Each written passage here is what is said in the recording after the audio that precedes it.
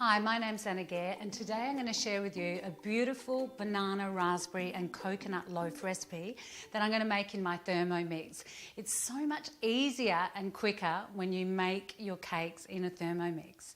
The thing I love mostly about my Thermomix is it cuts out a lot of time when it comes to the prep, but it's also about being able to cook food from scratch. Because of course the best food that you'll ever eat and make is the food that you make at home, because you know that it doesn't have all those preservatives and additives in it. But it's not just that. When you cook something from scratch yourself, you become a hero to your family and friends. So let's get cooking. I've preheated my oven to 160 degrees and I've lightly oiled my loaf tin with just a little bit of grapeseed oil. You can do it with butter, but I'm keeping it dairy-free. So I'm using whole almonds in this recipe. I like to use the almonds with their skin on because I think it has lots of nutrients in the skin and that's better for all of us. So we're going to pop this into the bowl. We're going to weigh in 280 grams of whole almonds.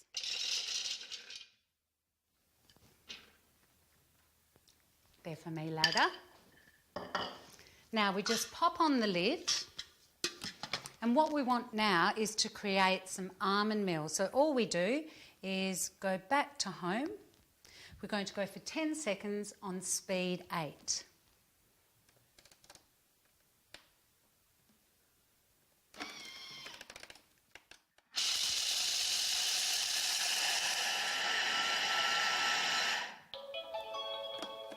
How easy is that? It's quicker than getting in the car and going to the shop and buying almond meal. You can make your own from whole almonds in the thermo. And that's a beautiful consistency.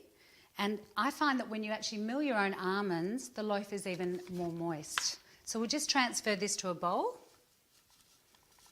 Now I'm going to weigh up 275 grams of banana flesh. This is a great way to use up your old bananas. And I find the more ripe they are, the more flavour they have in the loaf. So we'll just set it on scales and weigh in.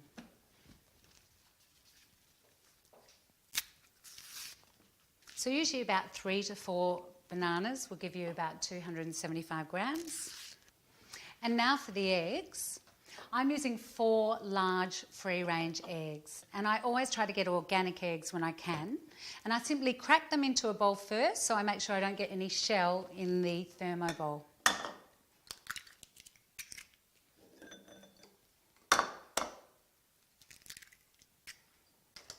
So in go the eggs. Now I'm adding 120 grams of caster sugar, and I made this myself. I just popped some raw sugar into the bowl and whizzed it for 3 seconds, and I have the most beautiful homemade caster sugar. So that goes in, we'll just weigh that in.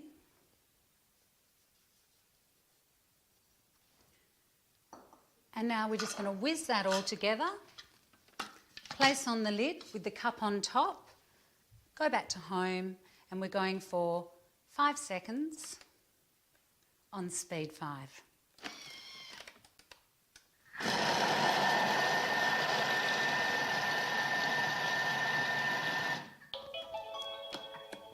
That's done. The mixture should be lovely and smooth now. Take the lid off, and that's looking fantastic. Now we return the almond meal back into the mixture. About a cup of coconut, and I'm using shredded coconut here. You could use desiccated or a nice moist coconut flake, whatever you have in your pantry. 1.5 teaspoons of gluten-free baking powder. And this will give the loaf a really nice light texture. So that goes in, on with the lid. 5 seconds on speed 4.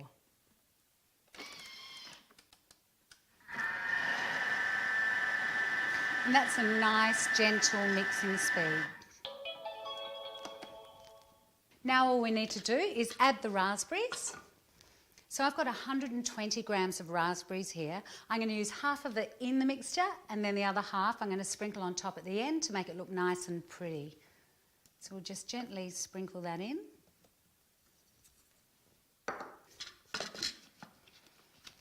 And we'll be doing that for 10 seconds.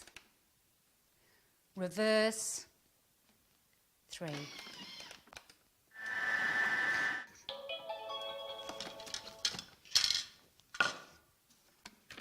And we're ready to pop this into the tin and get baking. And as you can see, it's a really nice wet mixture. That's why it's so beautiful and moist once it's baked.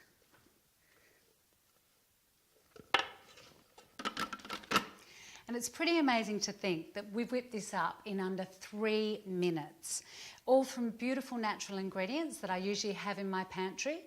And also, you don't have to have fresh raspberries. I often have like a packet of frozen raspberries there in my freezer. This is a pretty popular dish around our house. So now I'm going to make it really nice and pretty with the leftover raspberries and almonds. You just dot them around however you like. I'm a bit random. Love it. So that's looking gorgeous. Now I'm just going to sprinkle over the almonds.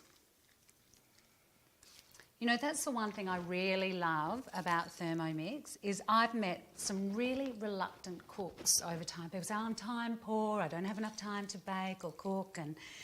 And then when they get their Thermomix, they become obsessed with cooking amazing food. And I think it's because once you realise the power of being able to conjure up beautiful food in a short amount of time and become a hero to your family and friends, you get hooked. So this is done and looking mighty pretty. Now I'm going to put this into a 160-degree oven for about 55 to 65 minutes until it's perfectly cooked.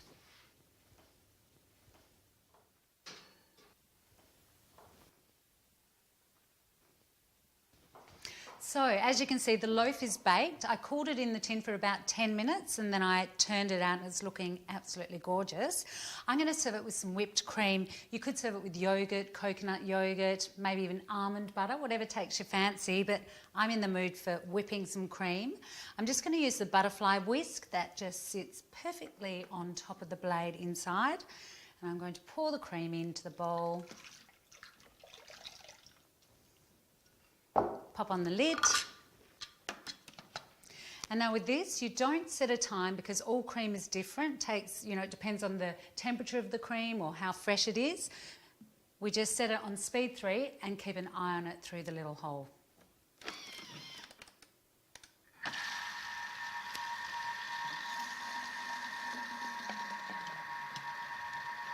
Usually takes roughly around about 20 seconds.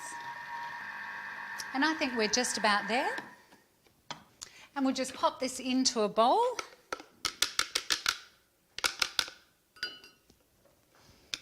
And then we'll spoon it out.